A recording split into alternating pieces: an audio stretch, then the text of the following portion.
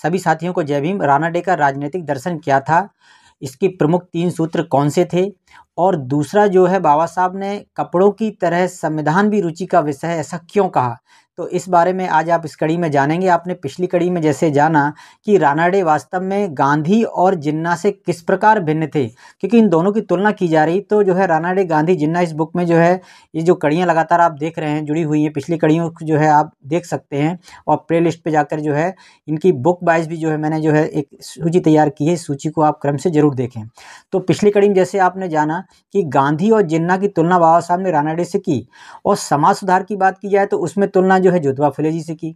तो जिस तरह से जो है गांधी और जिन्ना की जो छवि थी या उनका व्यक्तित्व था, उनका कार्य था, उसकी तुलना में जो है रानाडे का कार्य बहुत ही भिन्न था और काफ़ी अच्छा था, जो भी आप पिछली कड़ी में आप जानेंगे।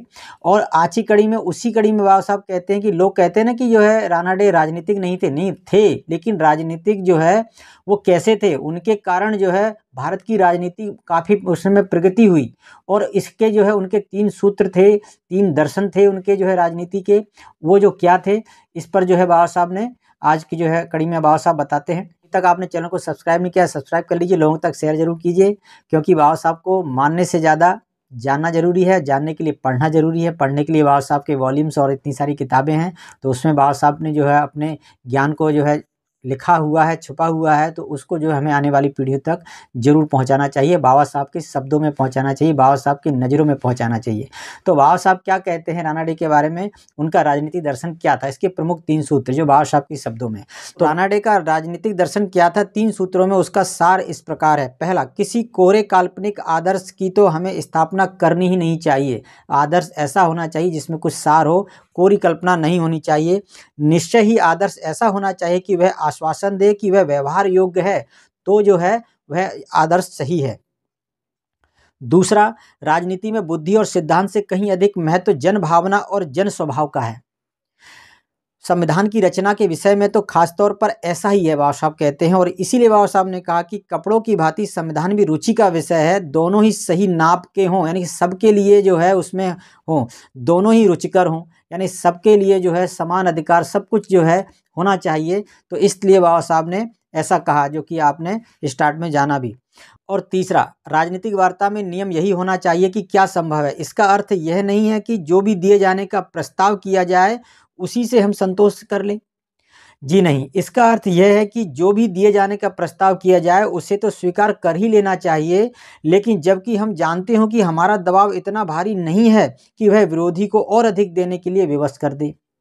तो ये 3 दर्शन थे। तो बाबा साहब इस पर आगे कहते हैं, रानाडे के राजनीतिक दर्शन के 3 प्रमुख सिद्धांत हैं।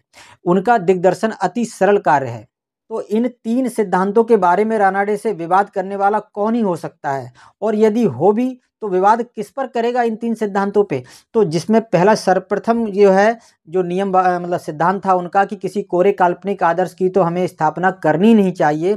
तो अगर इस पर कोई विवाद करता है तो बाबा साहब कहते हैं वह कोई स्वप्न दृष्टा ही विवाद करेगा, हमें उसकी ओर ध्यान देने की कोई ज़रूरत नहीं है।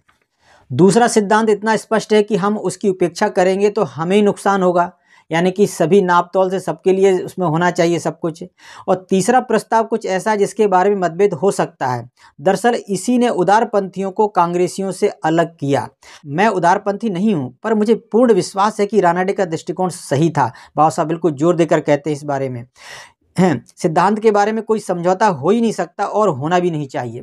जब सिद्धांत को स्वीकार कर लिया जाता है तो वह हानि नहीं पहुंचाता, और वास्तव में ऐसा हो सकता है कि किन्हीं परिस्थितियों में वह नितांत लाभप्रद भी हो।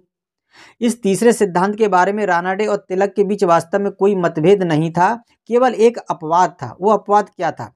तिलक का विचार था कि दबाव डालकर संभव को और अधिक संभव बना सकते हैं, लेकिन रानाडे कहते थे जहां ज़रूरत से ज़्यादा जो है दबाव डल रहा है, इसका मतलब वहां पर संदेह की दृष्टि से देखना चाहिए। बस केवल यही भेद था, शेष के बारे में वह सहमत थे। दबाव के प्रभाव से रानाडे के राजनीतिक दर्शन का महत्व नहीं घटता। इससे कौन नहीं जानता कि कौन से दबाव हमारी झोली में है। हमने पुराने नए सभी को तो आजमा लिया है, नतीजा क्या निकला इसे बताने की ज़रूरत नहीं है। तो ये प्रमुख 3 सूत्र थे। अगली कड़ी में आप जानेंगे कि बाबा साहब जो है कहते हैं कि लोग कहते हैं ना कि बाबा साहब इस बात के समर्थक थे कि जो है नाग पूजा नहीं करनी चाहिए, तो फिर ये जो है राणा डे का जो है जन्म दिवस या क्यों मनाया जा रहा है, इसकी क्या तुक है? तो इस पर बाबा साहब जो इसका उत्तर देते हैं अगली कड़ी में। तो आप जुड़े रहिए इन कड़ियों से, मिलते हैं अगली कड़ी में। सभी साथियों को जय भीम।